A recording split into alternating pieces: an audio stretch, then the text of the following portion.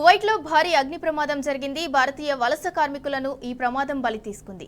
ఎన్బీటీసీ labour క్యాంపులో ఒక్కసారిగా ఎగిసిపడిన మంటలు, పొగ వల్ల ఊపిరి ఆడక మొత్తం 41 మంది ఈ ప్రమాదంలో మరణించారు. గాయపడి చికిత్స పొందుతున్న వారిని భారత రాయబారి ఆదర్శ్ పరామర్శించారు. కువైట్ అగ్ని ప్రమాద ఘటనపై కేంద్ర విదేశాంగ శాఖ మంత్రి జైశంకర్ దిగ్భ్రాంతి వ్యక్తం చేశారు.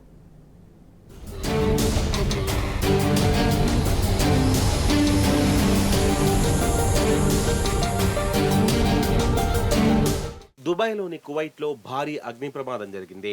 41 మంది భారత వలస కార్మికులను ఈ ప్రమాదం పొట్టన పెట్టుకుంది. బుధవారం ఉదయం 6 గంటలకు మంగఫ్ సిటీలోని ఎన్బీటీసీకి చెందిన 6 అంతస్తుల భవనంలో అకస్మాత్తుగా మంటలు చెలరేగాయి. ఇందులో 35 మంది కార్మికులు అగ్నికి ఆహుతయ్యారు. సుమారు 30 మంది గాయపడగా దవాఖానాలో చికిత్స పొందుతూ అందులో 6 కన్నుమూశారు. వీరంతా భారతీయ వలస కార్మికులే.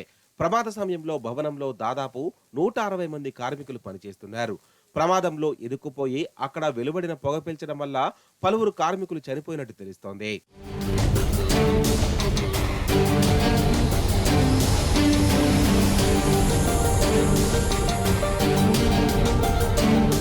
లేబర్ క్యాంపులోని వంటగదిలో జరిగిన అగ్ని ప్రమాదం వల్ల మంటలు వ్యాపించాయని కువైట్ పోలీస్ అధికారి ఒకరు తెలిపారు.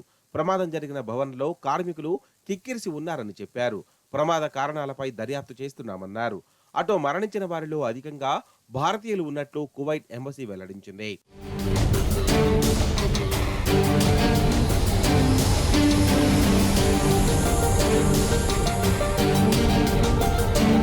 కువైట్ అగ్ని ప్రమాద ఘటనపై కేంద్ర విదేశాంగ మంత్రి జైశంకర్ దిగ్భ్రాంతి వ్యక్తం చేశారు.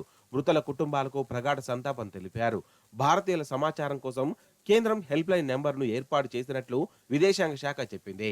అటు చికిత్స పొందుతున్న వారిని కువైట్లోని భారత రాయబారి ఆదర్శ్ పరామర్శించి సంపూర్ణ సహకారం అందజేస్తామని తెలిపారు.